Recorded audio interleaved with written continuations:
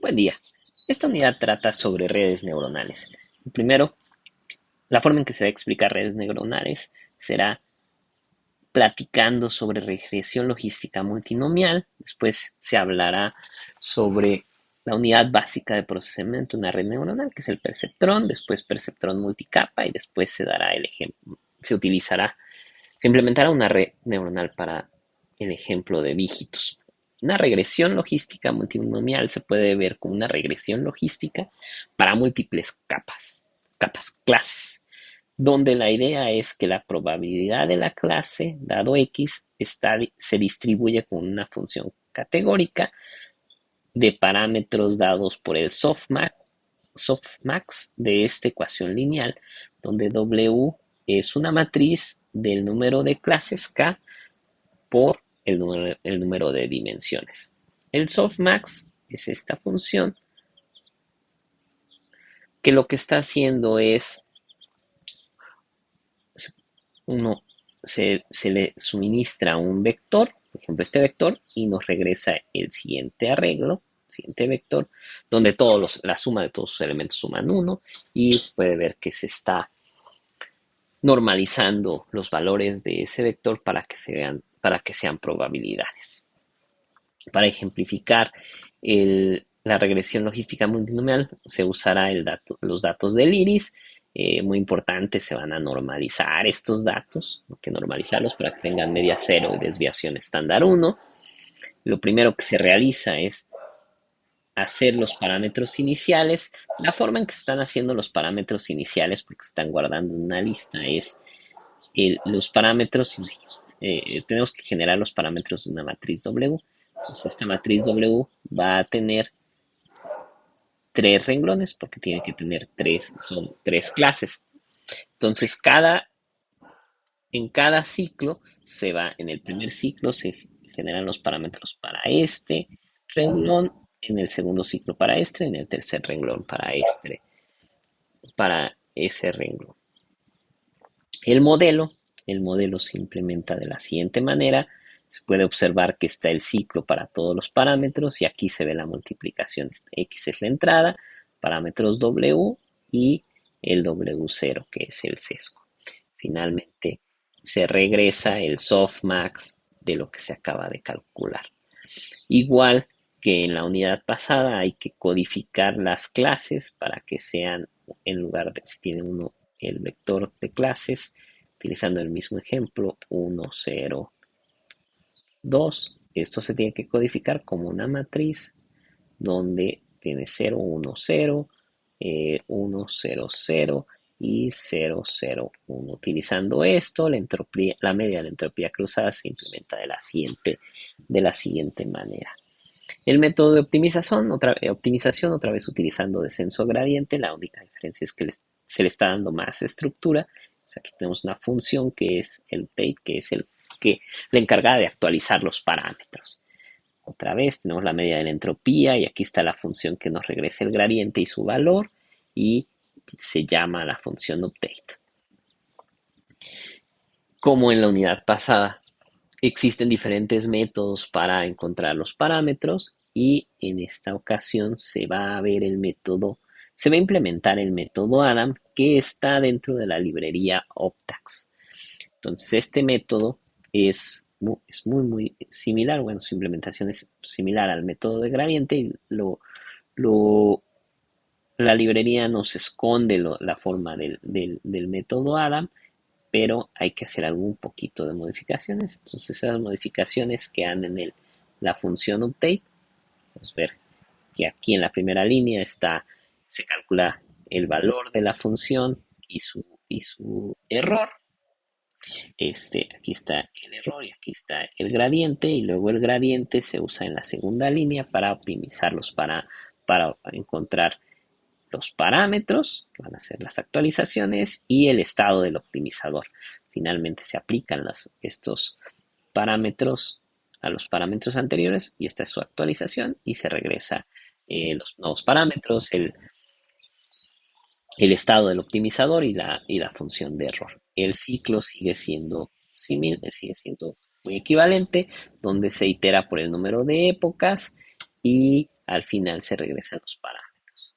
Como tenemos dos optimizadores, se puede comparar estos dos optimizadores. Aquí está la entropía y aquí está el número de épocas y vemos, se puede observar cómo el optimizador Adam tiene una convergencia mayor, converge más rápido y además llega a un punto de error menor que el método de descenso de gradiente tradicional. Ahora, estamos en el punto de presentar cuál es la función de cómputo utilizada por redes neuronales y este es el perceptrón. Y el perceptrón se puede visualizar de la siguiente manera. Entonces, se visualiza donde una bolita y esta es la salida y esa bolita tiene ciertas entradas. Vamos a poner solamente tres entradas. Entonces, aquí está X1, aquí está X2 y aquí está X3. Y aquí está la entrada que es 1 que corresponde al W0. Y esa es la función ese sería el perceptrón. Entonces, se pueden juntar muchos perceptrones. Por ejemplo, suponiendo que tenemos tres clases, tenemos tres bolitas, cada una tiene su salida. Y suponiendo que nuestro problema esté en R2, entonces tenemos dos bolitas que representan las entradas. Entonces esta bolita va a cada uno de los perceptrones. 2, 3 y ya. Y los W ceros, que son los que van aquí va el 1, ¿no? Ahora, de la misma manera, podemos seguir, se pueden seguir combinando perceptrones. Entonces, por ejemplo, aquí tenemos aquí tenemos ya una red neuronal que tiene dos capas ocultas. Entonces, siguiendo el mismo ejemplo, vamos a decir que se tiene dos entradas y luego en la primera capa oculta vamos a tener tres salidas, después vamos a tener cuatro salidas en la segunda capa oculta y finalmente vamos a tener tres clases de salida en la capa de salida. Entonces, Y1 gorrito, en este ejemplo, Y1 gorrito vive en R3,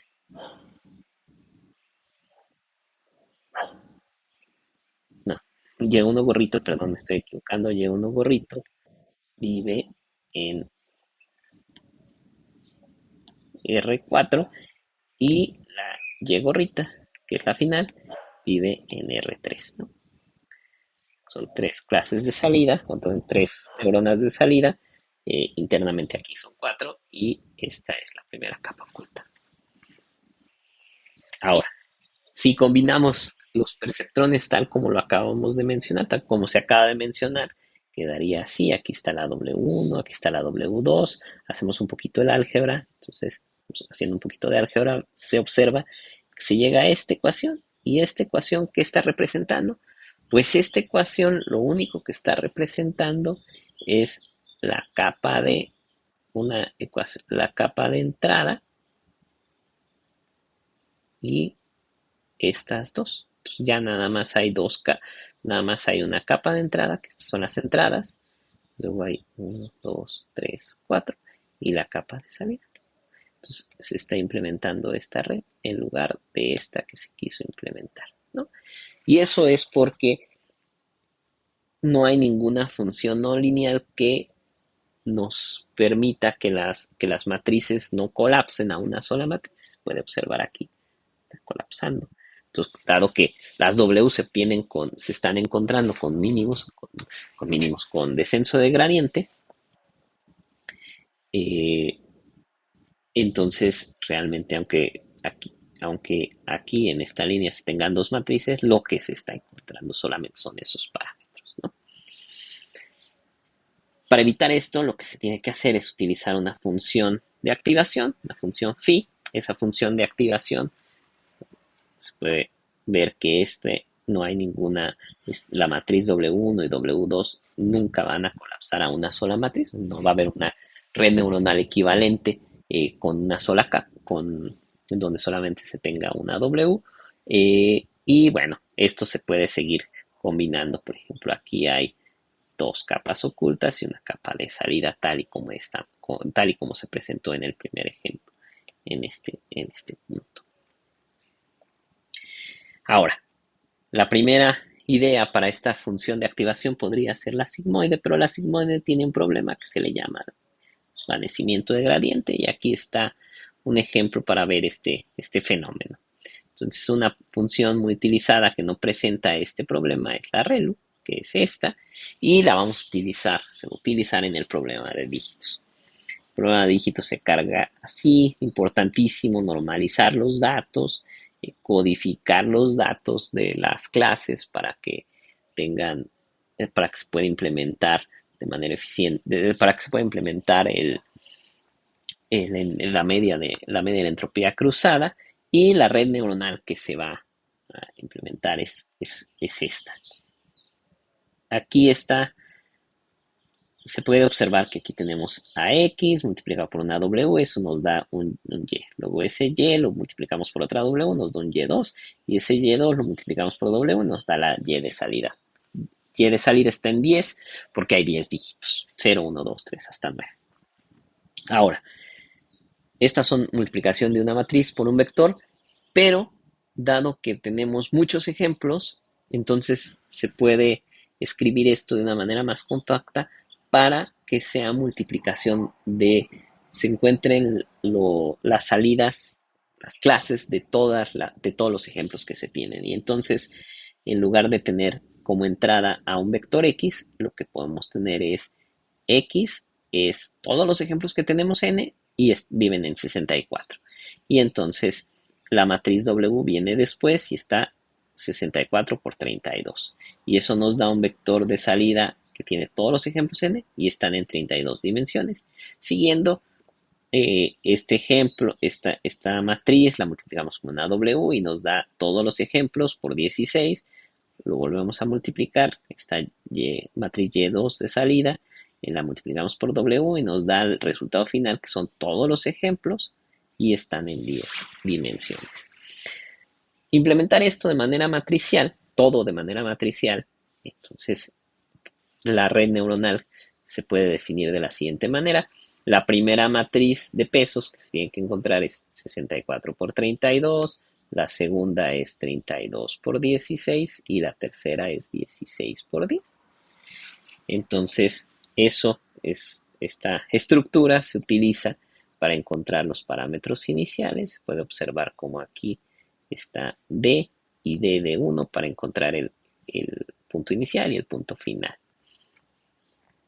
La red neuronal está implementada en esta función y se puede ver cómo esta implementación sigue muy cercanamente las ecuaciones.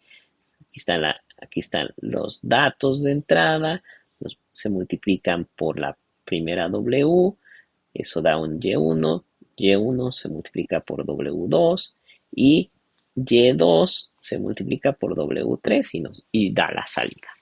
La entropía cruzada se ha visto varias veces. La única diferencia es que aquí se está llamando al modelo, a la red neuronal. El optimizador sigue siendo Adam. La única diferencia es que en algunos momentos el optimizador nos puede dar números, no nos puede dar elementos que no son número. Entonces esta función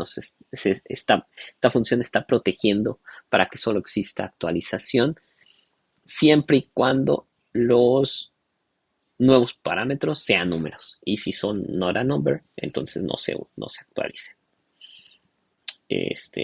Aquí está usando update finite. Utilizando los parámetros iniciales, inicializando el optimizador, llamando al optimizador, se encuentran los parámetros, se encuentra el error.